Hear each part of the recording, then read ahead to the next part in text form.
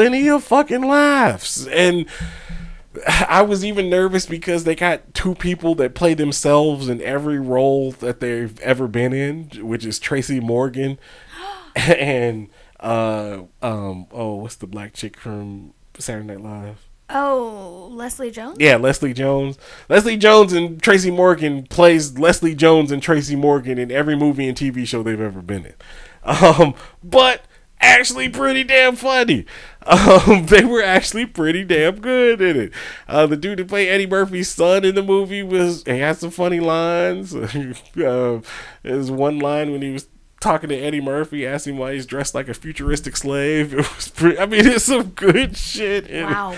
It's some fun. The barbershop scenes, which was pretty good, like the first time, all those motherfuckers. So it was pretty, and they had everybody. There's only two people that was in the original that wasn't in this one. Samuel L. Jackson, who... He wasn't in this one? No, he wasn't. And it's not... He wanted to be in it, and they wrote him into the movie, but he's filming all this Marvel shit. I mean, he has a Marvel show coming out here in a couple of weeks. Well, in a couple of months, anyway. Was it Iron Wars or something like that? So he couldn't be in it just because of scheduling conflict.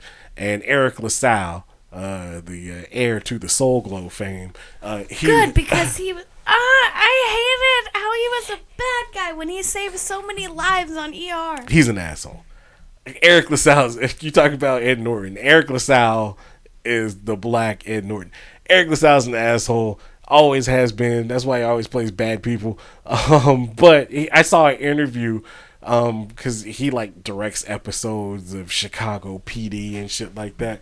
And they were talking, they asked him, like some of the press or whatever asked him if he's going to be in the new Coming to America. And he said no. And then everybody was just kind of like, okay, that was a short answer. And then he was like, I know where you're going with this. I'm focused on doing new shit, not old shit. Just being an asshole. Oh my God. And Eddie Murphy said they wrote a part for him, but he was diplomatic and said that it was scheduling conflicts with him. But Eric LaSalle had no intention of doing this movie, so fuck him. Fuck Eric LaSalle, punk ass motherfucker. But anyway, other than that, but everybody else was in it, from fucking Louis Anderson, who I didn't know.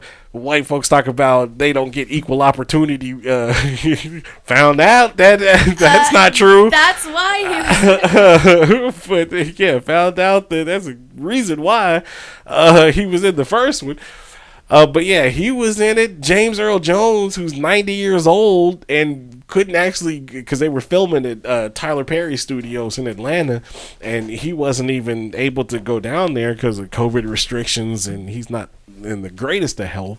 And I didn't realize he hasn't actually he's done voices in movies like the Black Lion King and shit like that for Disney or whatever. The live action Lion King? Yeah, Black Lion King.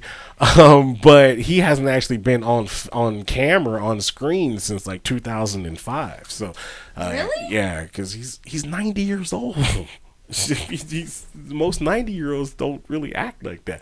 But anyway, he was on screen. He did a good job. He filmed this shit in New York, and you couldn't even tell he wasn't there.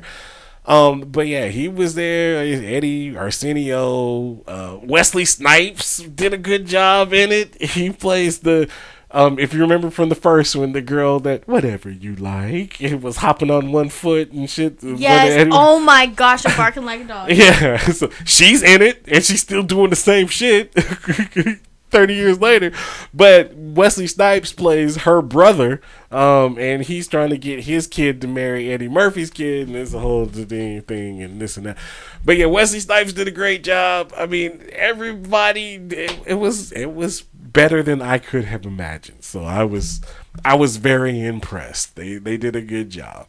And apparently Eddie Murphy's been on record and said he wants to do a third one once he turns 75. Which would be in like 16 years or whatever. So we might get a coming through to America part 3. But yeah, better, like I said, better than I thought it was going to be. So yeah, if you got Amazon Prime, check it out. If not, get your free 30-day trial. And just, I had to set a reminder on my phone to remember to cancel, because it's just not worth us. I mean, we don't ship that much from Amazon to spend $112 a year for fucking Amazon Prime. So that's fucking ridiculous. So anyway, but yeah, I recommend you check it out. This whole time I've been scrolling through my phone trying to find my multiverse picture. Because the multiverse, freaking, I never understood it. I watched Spider-Man Into the Multiverse. Like, I don't understand it. So one day, Damien, do you know what Hatchimals are? Sure. The little eggs that you rub and you get little animals. Well, Sega got 2, like, of the 3 packs that were the exact same. So we used that to, Damien, using Hatchimals, explain to me the multiverse. And I was trying to find a picture because it's so freaking cute. These little Hatchimals, and I'm expanding my mind to, like, physiology or whatever. Physiology? I don't know. All right. Anyway, it's just what do you think? That's like the very last freaking scene of WandaVision when she's in the cabin and we hear, well, I won't spoil it, but we hear something and I was like, how is that possible? And he's like, the multiverse. I'm like, oh my god, do I need to find the Hatchimals again? It's just take the 2 words that are multi, meaning multiple, and universe. But my small brain does not comprehend that. Like, you have to show me sets of the same toys where one decides to go play with this half unicorn, and this one, instead of playing with the half unicorn, he goes and plays with the half slug. Now we have different like, this is literally, we used so many Hatchimals. He's like, okay, and now since this one played with the half unicorn, well, now this little guy over here, this half beaver, he's going to come up and say something.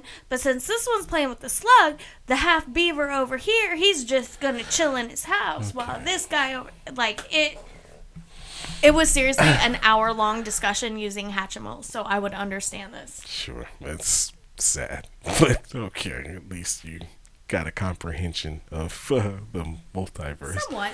Anyway, all right, and you said you were watching wrestling?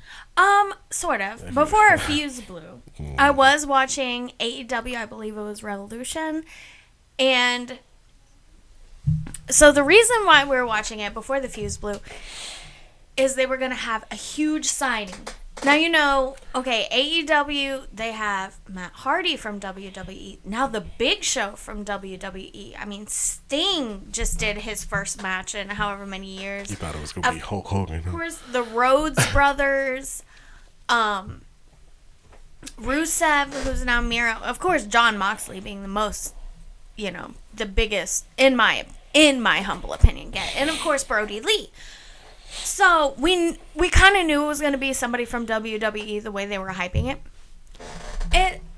They signed Christian, who just, at the end of January, like, just over 30 days ago, was one of the last 4 men in the Royal Rumble. He signed a multi-year contract. Even though Edge, over here in WWE, is headlining WrestleMania. Well, he needed another job, so he had to go somewhere. It's just, I mean, I'm glad. To be honest, the speculation was so much fun. Like, we were thinking, is it Zelina Vega? Could it be Alicia Fox? Kurt Angle was actually a big name thrown out there. I heard John Cena a couple times, which John Cena goes, we all go. Really? But the speculation was a lot of fun. Congratulations, Christian, I guess. I mean, AEW, I'm still, you know, WWE is my heart. I still respect what you do, AEW. But leave Brittany alone. And I would like to talk